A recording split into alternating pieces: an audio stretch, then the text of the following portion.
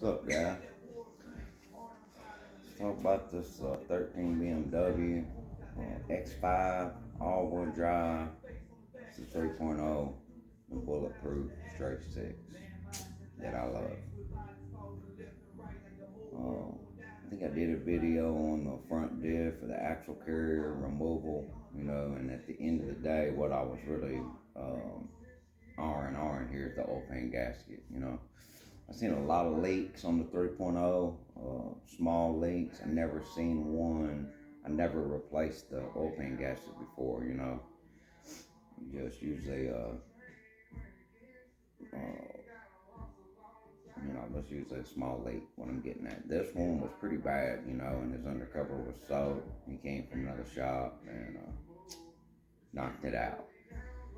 There's some videos up. I didn't really look at the videos first. I like to go in and attack my work, and if I get in a spot where I don't know what to do or need help, then I go on YouTube. I mean, that's just how I live. But YouTube's a wealth of knowledge on our experience. There's some idiots on here too, but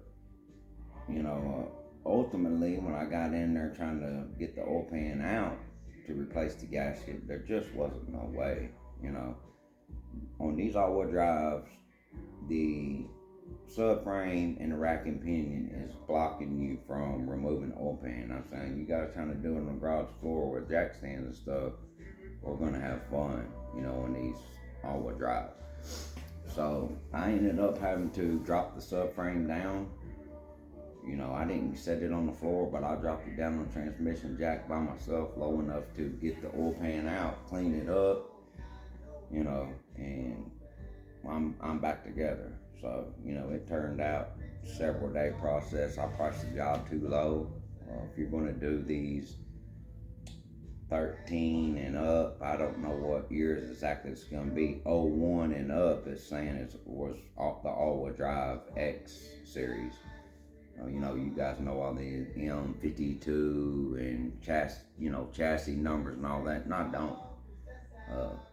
I know how to get these cars fixed, is what I know how to do. And, talking about them and blogging and all, that's not really my thing. But here's what I'm telling you. I'll price the job 16 hours. From here on is what I want to do.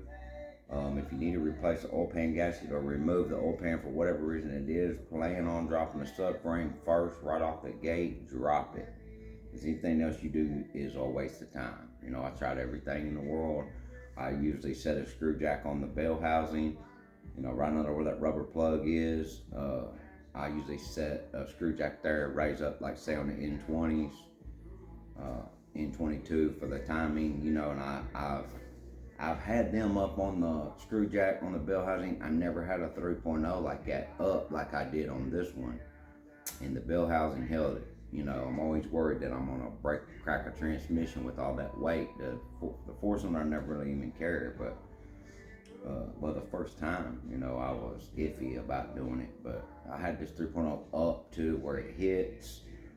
The thing about jacking it up high enough to get the oil pan out, it hits over here. You can take the charger pipes and whatever off there to try to get clearance. Eventually you hit over here and it stops you from bringing the oil pan out.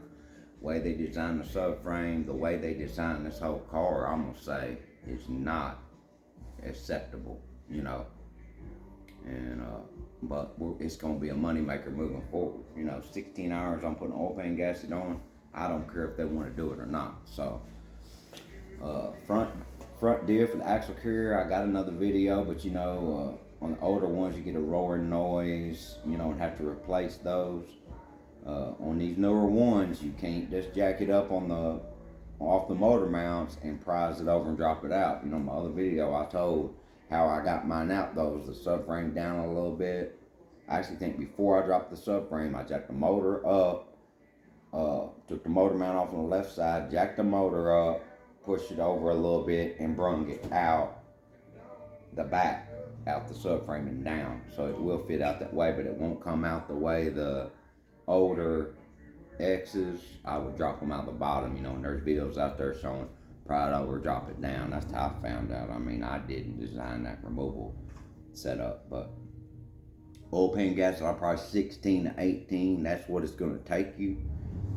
You got to take the whole suspension apart in the front, actually remove spindles. I take the spindle out with the front control arm. I think it's a torsion arm, thrust arm. The front control arm though, I leave that on the spindle, and bust the other two, the tie rod end and the that center control arm.